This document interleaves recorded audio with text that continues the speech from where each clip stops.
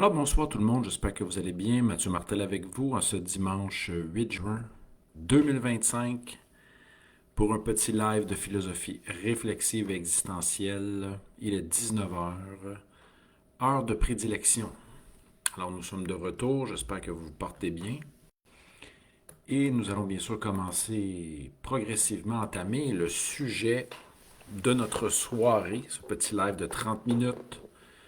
Sachez que ces événements ponctuels existent depuis mars 2020.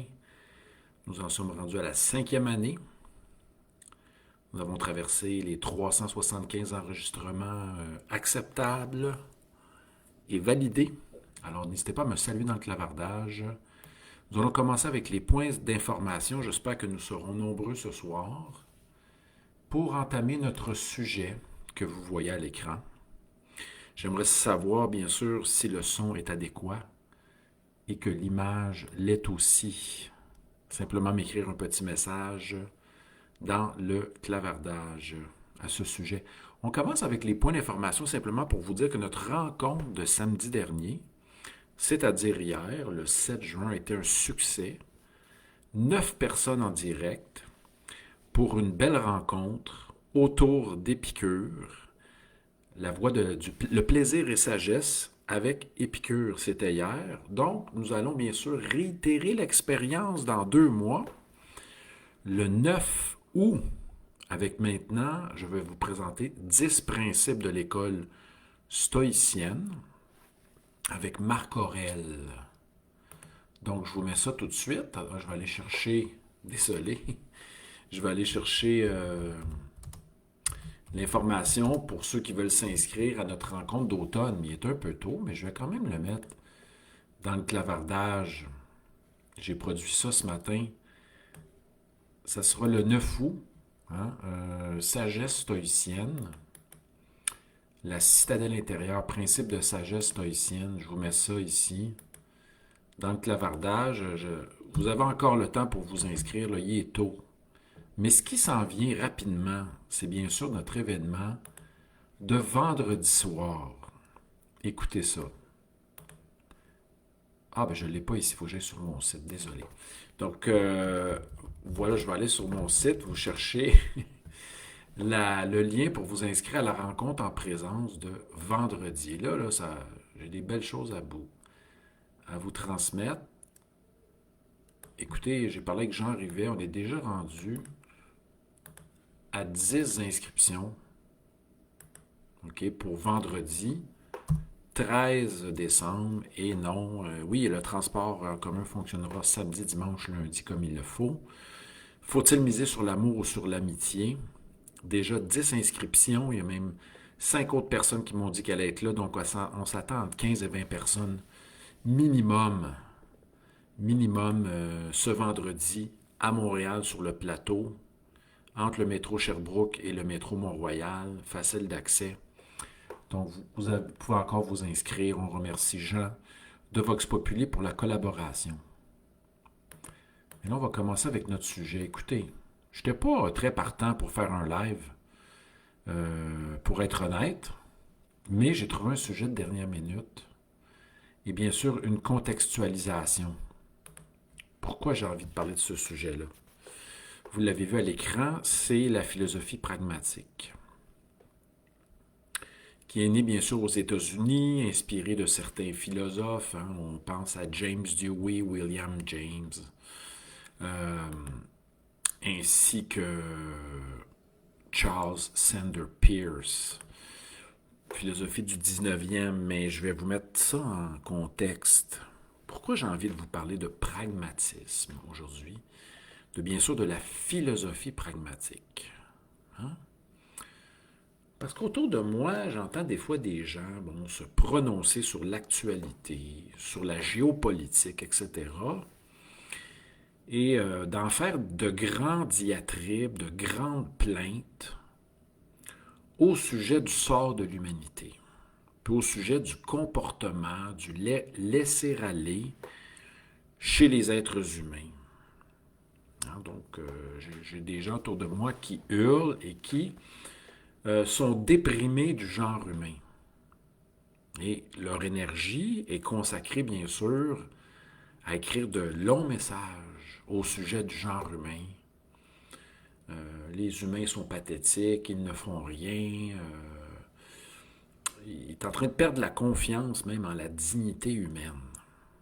Et là, ça m'a fait réagir. Puis je me suis dit, ces individus-là qui chialent, qui se plaignent du genre humain en général, est-ce qu'on rencontre le genre humain dans la rue? Est-ce que ça se peut rencontrer le genre humain?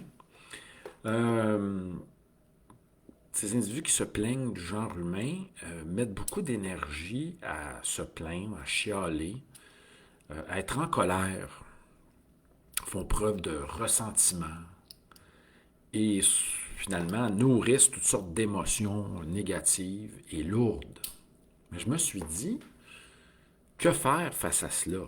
Et ma question touche quand même le pragmatisme parce que je pose la question, que faire face à de tels individus qui jouent peut-être, selon d'autres, le jeu des médias, de toujours ressasser des situations négatives, des drames. On nous présente simplement des éléments qui vont susciter chez nous la colère, la peur, le désespoir, la déprime.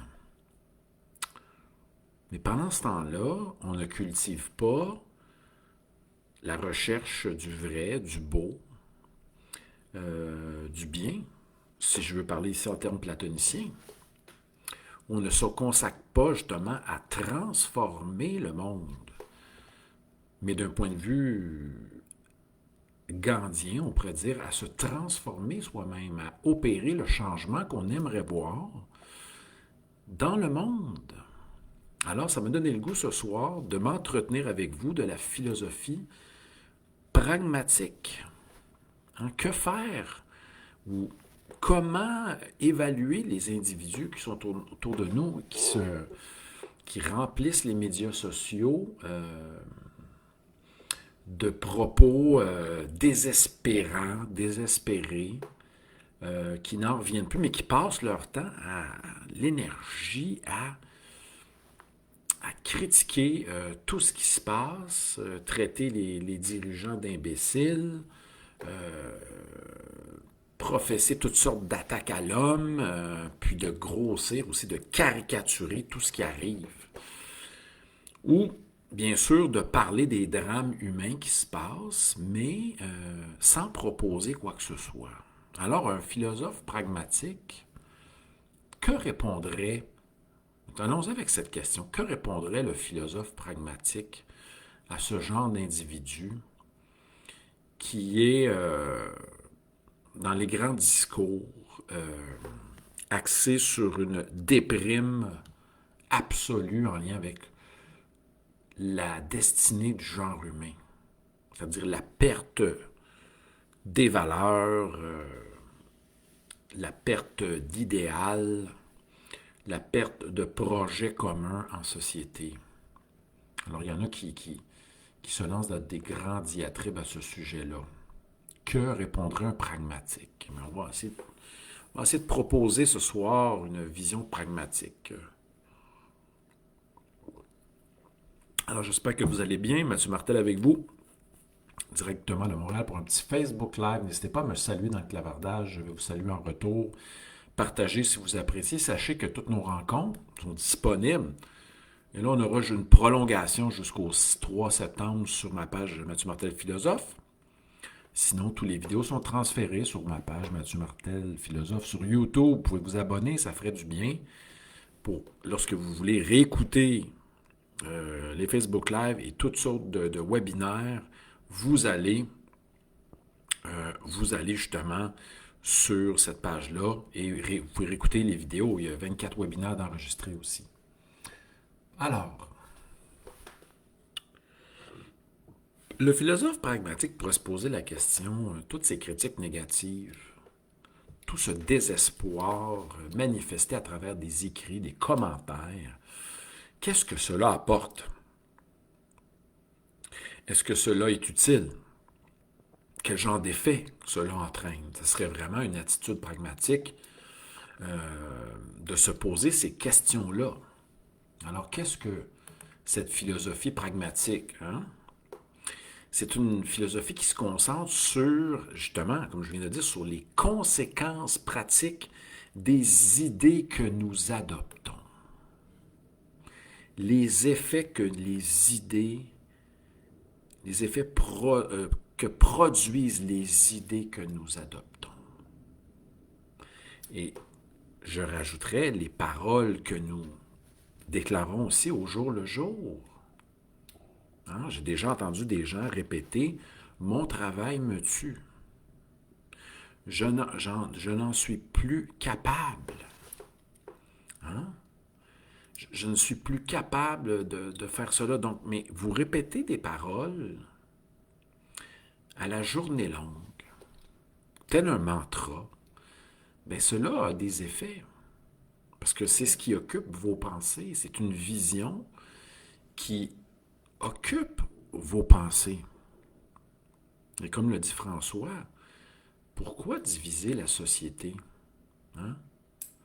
En disant que pourquoi plutôt ne pas contribuer à certains changements à partir d'idées que nous allons incarner. Et à ce sujet, je trouve que Gandhi est un pragmatique. Hein? Le changement que vous voulez voir dans le monde, devenez-le. Devenez ce changement. Incarnez ce changement. Alors, le pragmatisme, c'est une philosophie américaine, bien sûr, qui se concentre aussi sur l'efficacité, l'utilité, hein, de certaines actions. Hein? C'est d'abord mis sur l'action. Et c'est pour ça que lorsque quelqu'un me déclare que ça va mal dans le monde, que des guerres qui n'en finissent plus, on peut certes être sensible face à cela. On peut bien sûr être triste, mais le pragmatique dirait que puis-je faire? Je suis interpellé par ce conflit, comment puis-je m'engager hein, pour transformer la situation, pour y mettre du sien? De quelle manière puis-je agir, m'engager pour effectuer le changement que j'aimerais voir dans le monde? Intéressant, parce qu'on a beau se répéter, par exemple, je ne trouve pas d'appartement. Hein, un pragmatique, comment fonctionne un pragmatique face au fait face à la situation suivante, la personne doit se trouver un appartement? Hein? Elle ne peut pas simplement se plaindre et répéter à chaque jour, il est difficile de se trouver un appartement, je ne me trouve pas d'appartement. C'est extrêmement difficile. Je crois qu'il faut s'engager. Et si on veut faire aussi changer des règlements autour du locatif, on peut aussi s'engager dans des organismes. Donc, je suis pour. Le pragmatique va dire, engagez-vous à la hauteur de vos idées et n'en faites pas simplement des idées que vous allez répéter, mais tâchez de passer à l'action pour pouvoir, bien sûr, transformer la situation, transformer les valeurs, bien sûr, incarner ces valeurs-là, tenter de les incarner, mais aussi engagez-vous. Parce qu'on ne peut pas juste être dans la passivité, hein, on ne peut pas simplement rester dans un état d'hypersensibilité, d'empathie extrême. On peut aussi, en tant que pragmatique, se dire que puis-je faire hein, pour que la situation change, pour améliorer le sort de certains, pour améliorer mon sort. Mais il est très dur de passer à l'action. Parce qu'il y a un concept aussi qui a été soulevé par les Grecs, qui est le concept de l'aboulie, la faiblesse de la volonté. Et Saint Paul énonce ce paradoxe dans une citation que voici, que je vais peut-être paraphraser. Hein. Je sais ce qui est bien d'être...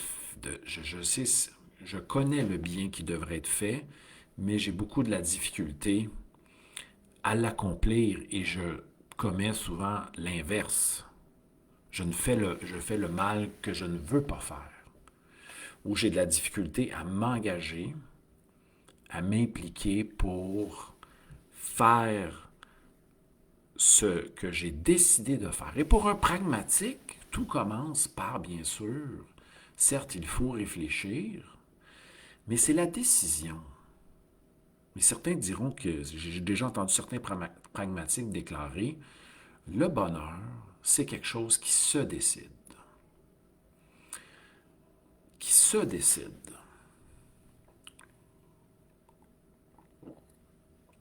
Hein? Mettons qu'un matin, on se lève, ça va pas si bien que ça. On est conscient, puis on se dit, bon, que puis-je faire? Je m'habille, je sors à l'extérieur, hein, et je vais prendre de l'air.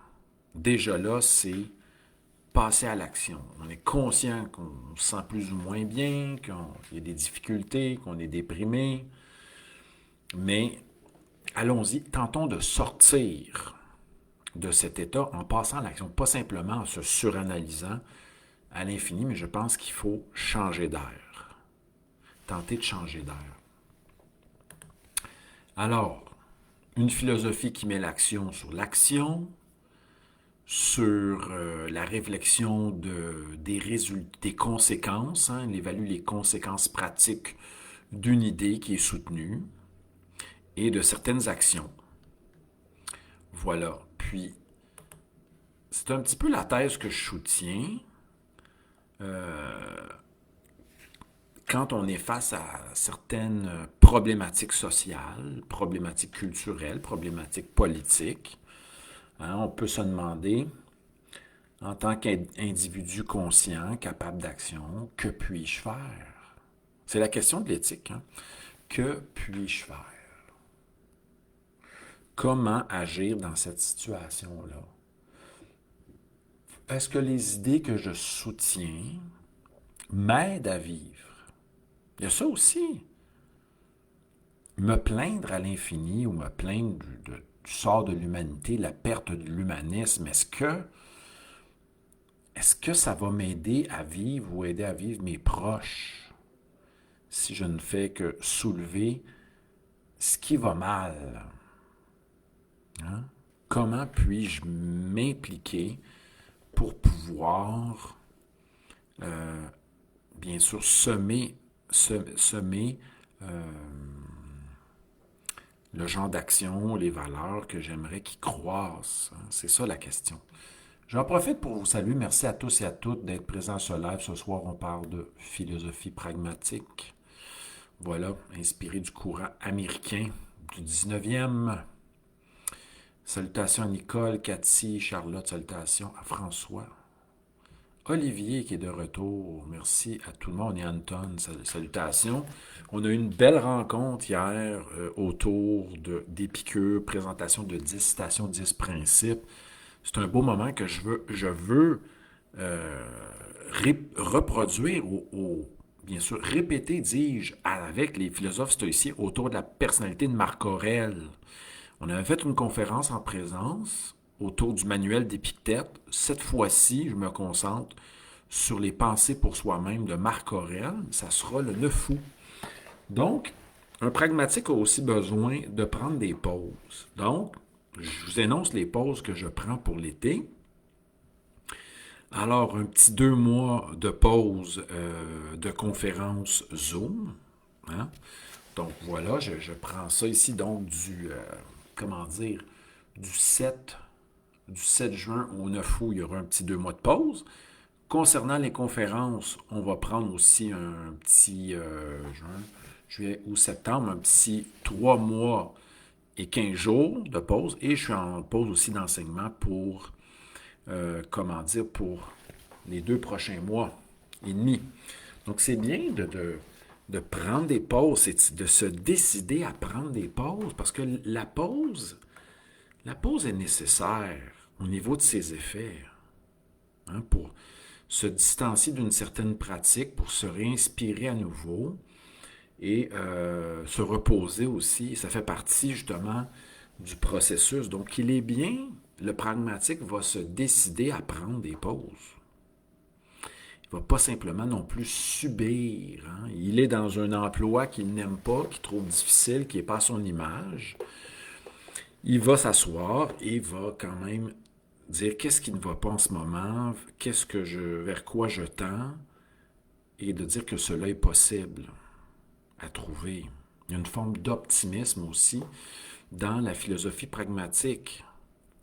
Mais on ne peut pas, le pragmatique ne va pas perdre son temps à endurer, subir une situation, puis d'attendre que simplement les choses se règlent d'elles-mêmes. Il va conscientiser le problème et ce vers quoi il veut tendre.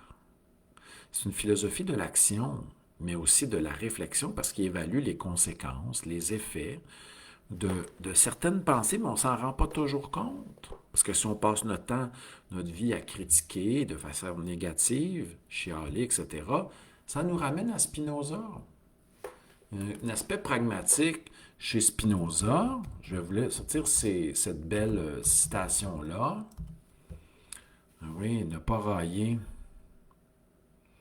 C'est le meilleur, c'est très bon ça.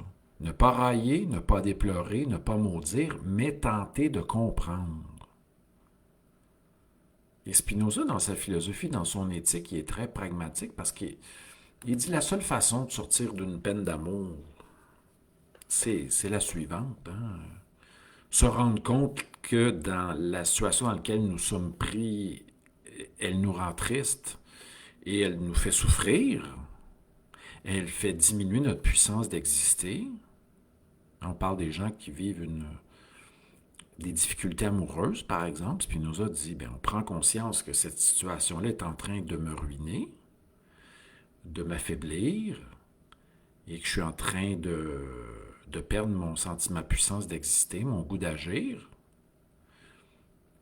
Et pour ceux qui se sont fait laisser récemment, par exemple, Spinoza va dire, ben, pars à la recherche d'un autre objet d'amour. Ça peut être la musique, ça peut être la lecture, la peinture, etc. On peut se consacrer à la contemplation.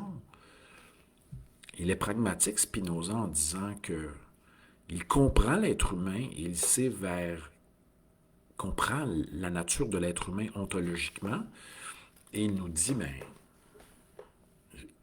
il faut tenter de comprendre pour, bien sûr, agir, parce que la vie, c'est le conatus, hein? Persévérer dans son être pour augmenter sa puissance d'exister et augmenter sa joie.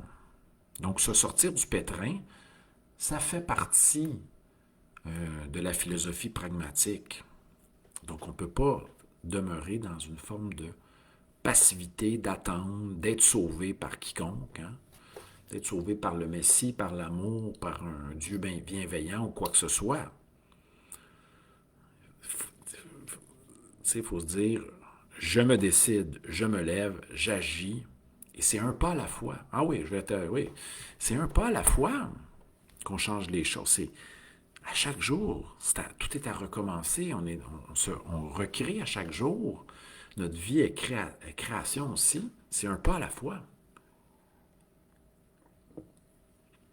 Donc, tout n'est pas terminé. On peut, même si on chute, même si on tombe, même s'il y a des obstacles, on se relève, on commence par cela.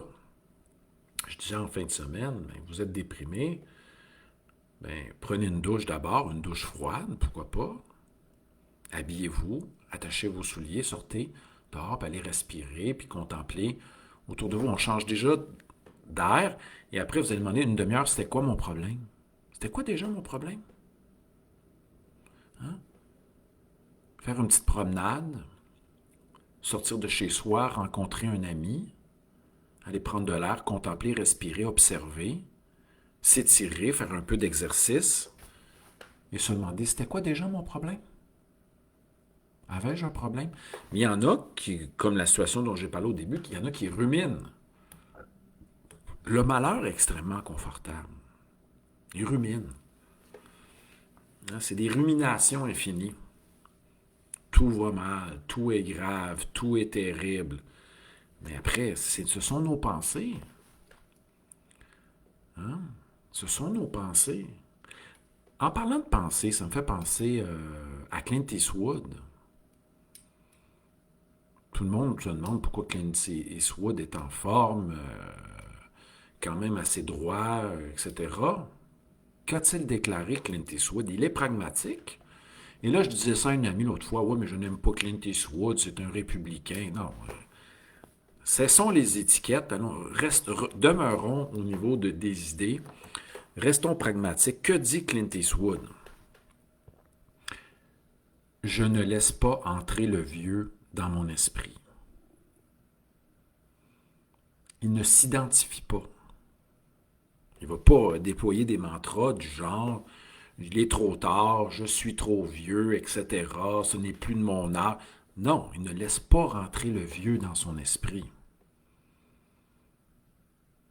Ça, c'est une position pragmatique.